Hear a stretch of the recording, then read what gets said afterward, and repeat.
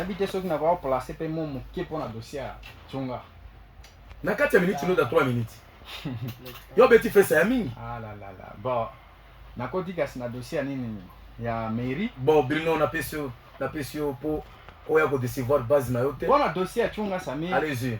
Vite, il a ce que vous avez dit. Vous savez, population, à un moment donné, nous avons toujours dit qu'il est hasard responsable. Ce n'est pas pour rien. Sur le plan politique, hasard responsable. Parce que nous sommes tous à la Bunya et ça, mon salaire va député d'abord. On va un mandat. Parce que par mois, malheureusement, mon leader, mon leader, leader ne fiasse jamais avec les moyens matériels. Leader, a monté à fiasser la parole. Mais il y a la population qui montent on les fiasse avec l'argent et il y a Bungisi. Nini idée. Alors après si nous mandat na moto, en tout cas ici nous ne sommes pas contre les députés, mais nous sommes en train de dire la vérité, l'idée réfléchit avec la parole. Mais ce qu'on quitte par exemple dans le territoire, surtout la province na biso Ituri, Batamae les nyoso, en tout cas ils ont de paix de chance pour être élus députés. Na bazamba nyoso, les expériences on a na sala ki yango na Congo mobimba. Na bazamba, Batamae le wana. En tout cas, ils ont des difficultés pour être élus. Mais Mbongo, Mbongo, ils ont facilement. On peut se balancer. Ça, c'est ça, c'est vrai. Et ça, réalité, ils arrivent. Il y a une politique et une fondation. C'est ça. Il y a une politique et une fondation. Ça, c'est une réalité qui existe dans la population parce que ce n'est pas pour eux, on dit toujours que la souveraineté appartient au peuple. Alors, ce monde est là, on est là, on a Tchunga. Mais ils ont un député qui ont élu. C'est ça le problème. Alors, si c'est concerne l'indemnisation, Sami, je pense que je ne peux pas émettre les mêmes avis avec les autres. Dans ce cas, nos dossiers, le gouvernement professionnel à Mogaba. C'est ça. Pourquoi il y a silence?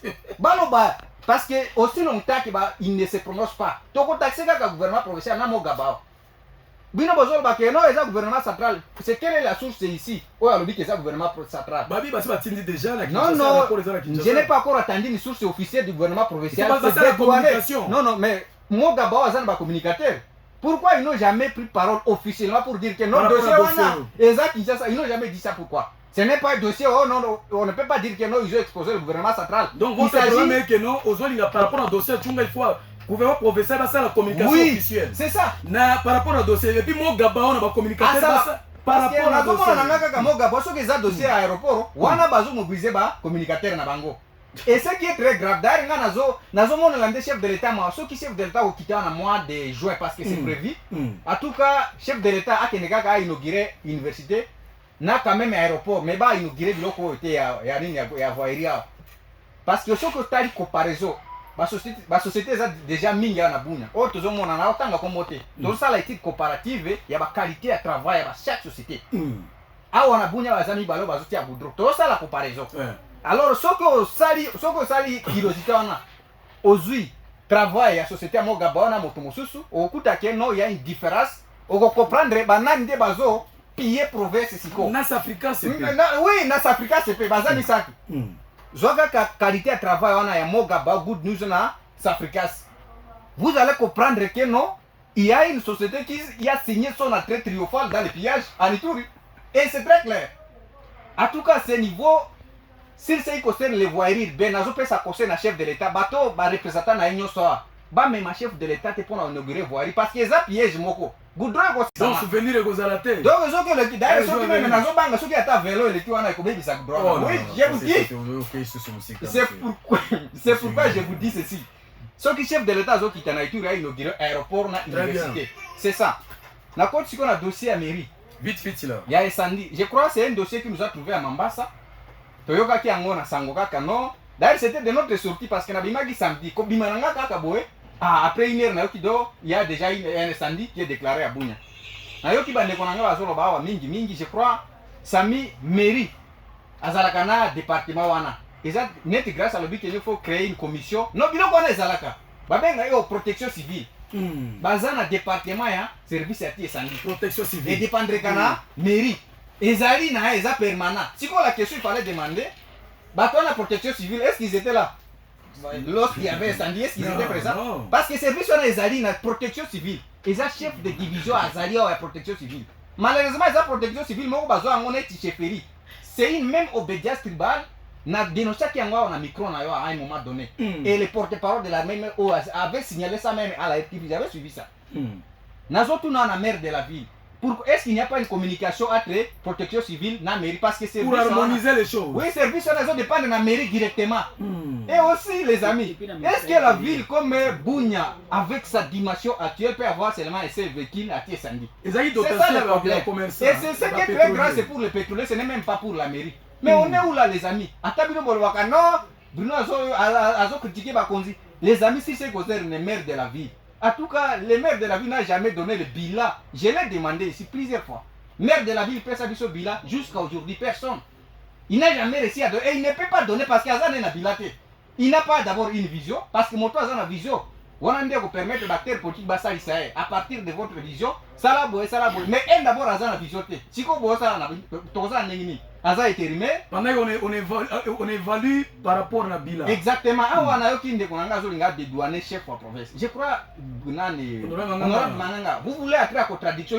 Il y a une note circulaire qui a donné le gouvernement le pouvoir de sanctionner la maire de la ville. Non, tu n'as pas compris. Non, la note circulaire que j'ai dit c'est autre chose. S'il vous plaît. Mais au-delà de ça, chef maire de la ville, il a gouverneur. Azan a pouvoir sanctionner. Non, c'est ce que j'ai dit. Alors c'est pourquoi je vous dis qu'il ne faut pas dédouaner pour dire que non, gouverneur Azan est chef on a Azawana, c'est Azomonango. Pourquoi Bazota Lango va sanctionner? C'est-à-dire Bazomona qui est normal. C'est une recommandation. Il ne faut pas dédouaner une autorité. C'est ça, Azan responsable. Azan chef on a. Donc si on dit bien, les bourgmestres c'est ici. Tant que nous avons non, ces gens-là disent que notre la même ordonnance c'est de suite. Bon. Tolo bakasi batwana balongi gouverneur parce que bazolo bake bazana bango na ordonnance chaque moto azana organiser ordonnance na oui bon soki non soki autorité moko yo moko ya entité territoriale notre maire de la ville bourgmestre bazolo bake non biso yo sotozana ba ordonnance moto obangisa moninga ezate soki balongi gouverneur déjà c'est ça et si c'est concerne les ministres de l'intérieur pas moyen de dédouaner les ministres de l'intérieur parce que maire de la ville est où au-delà d'avoir à dépendre administrativement. Parce que maire de la ville, nous va dépendre du ministère intérieur. Et d'aider à ça policier peut dépendre du même ministère. Donc, au moment où ils ont dossier à IDPS parce que mon intérieur, ils ont mon IDPS. C'est qu'il y a autorisé de sur les Canaïtours. Et ils sont fiers de cette gestion. C'est le PM de l'intérieur qui a échoué. Oui, a échoué déjà. D'ailleurs, on a félicité les députés, on a continué à quoi il s'est. Attention qu'il IDPS a gang, à quoi il s'est, parce que c'est un incompétent. C'est un incompétent. Merci beaucoup. En tout cas, je me récite à dire ceci. Ça mis la ville de Bunia, bateau ça la base intérimaire. Ils ne sont pas celles des policiers. Très bien. Même le gouverneur est resté seul aujourd'hui. Pourquoi le gouverneur n'est pas parti? Combien cher les donc, tu vas reconnaître que Moutazo est des gouverneurs Makar Sazaga Ateirum. Non, ça ce n'est même pas la publicité. Tout le monde connaît. Même si vous demandez un enfant, il connaît que Mota Pessi Valère Nabila état de siège. Il y a Ateirum. Il n'y a aucun débat, il n'y a pas match à ce niveau. Merci beaucoup. Et même Batomosu Sona Mosala Bango Zaouli en Bongo. Parce que ce qu'on bouti maire de la ville, les gens de Sambongo, en tout cas, on a attention que les gens boutu. Attention que les gens boutu au Kita, on a marché Siko. D'ailleurs, dans la liste, il y a qui parti, dans la montagne, il y a des formations qu'on a fait sans yango comme on a monté. Nazanango, yango. Oza dossier on a marché parce que ngana ça Siko, nazo lingana na travail net vrai à faire politique. Na ba prévenir. Yango comme bato na ba monta nango. nakobeta samedi soko autoriser nga nakopesa koma chaque moto na moto oyo ya sombaki yango eza ba $1000 eza wa ba 1500 ba 400 ba 700 bapesi nani ba ye ateki parking no ateki awa na marché c'est clair parking c'est non papa c'est lui je vous dis bato wana nyonso ba ils ont la signature de la mairie. Si nazo pesa est-ce que ça écriture nanga tala na écriture est-ce que ça ngai c'est peuple pesi ba kombo mais je vous dis soko pesa nga autorisation na kotanga kombo bokene na marché mototel kombo na ya pesa ki mbongo tel tout na soki za lokuta. Merci beaucoup.